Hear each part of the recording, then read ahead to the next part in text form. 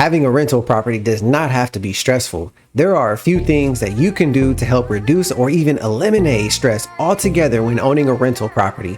Stick around to the end of the video because the last tip is going to be a huge one. Let's roll that intro video.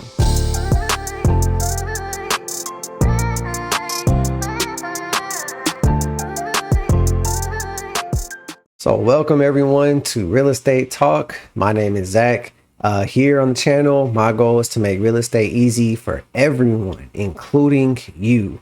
So today you're going to get 5 tips that are going to help you become a more successful investment property owner, especially if it's your very first time. So buying your very first investment property is the very first step on your way to financial freedom and eventually long-term wealth.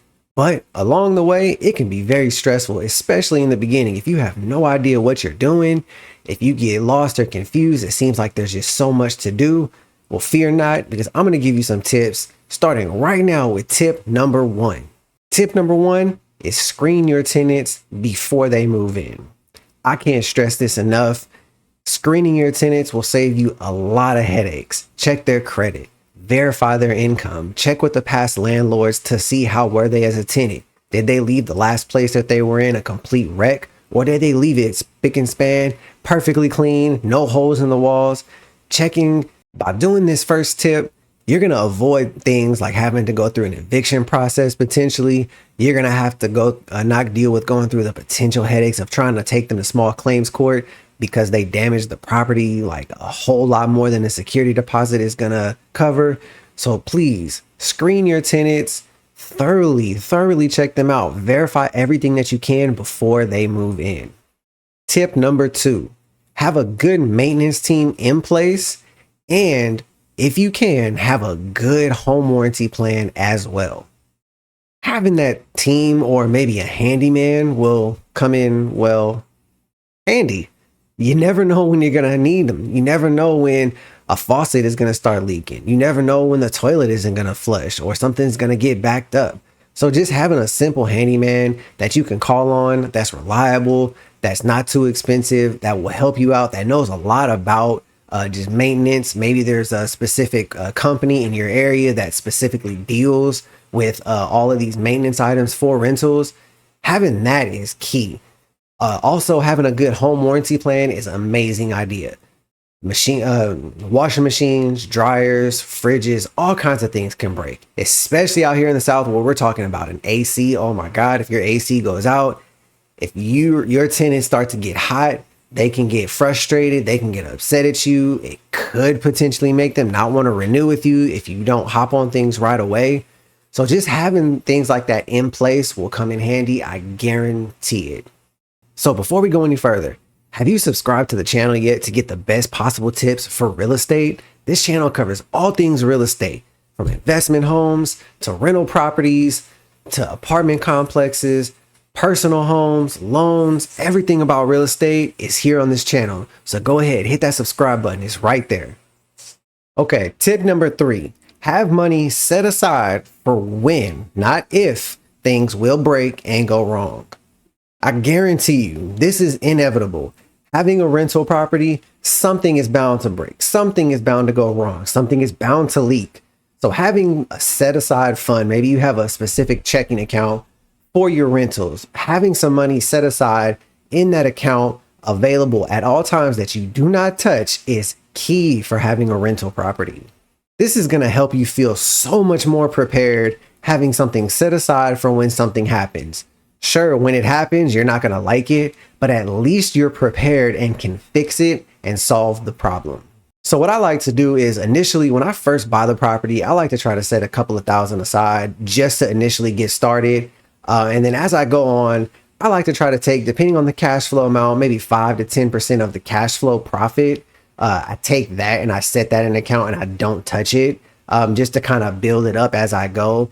And if I end up not needing it, great. I can use that for maybe renovations or upgrading the property, or maybe I save that towards the future down payment of something else. But just having that in mind, setting it aside, I promise you, will save you so much stress of having to figure out where am I going to get the money from, because we all know what money does to us when we don't have it. Tip number 4, we are getting so close to tip number 5, which I promise you guys, you're going to want to hear because it is important. But tip number 4 is just as important. Have a rent roll set up, either a spreadsheet or a Word document, however, if there's an app that you like to use, whatever it is, have a rent roll set up with all your expenses, your income, you put your mortgage on there, you put your insurance, taxes, everything related to that property. Put it down, write it down, have it budgeted monthly, because I promise you there is almost nothing worse than not knowing how much is coming in, how much is going out. And I promise you, one person who will love you is your CPA.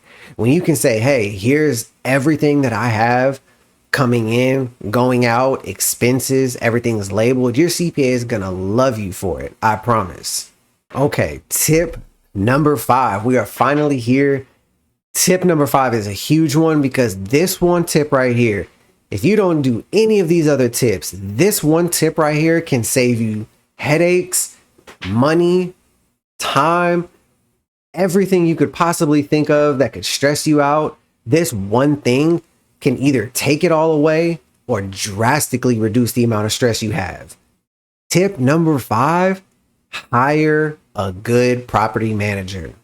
I promise you, with all of these tips, if you implement tip 1 through 4, you'll be doing good.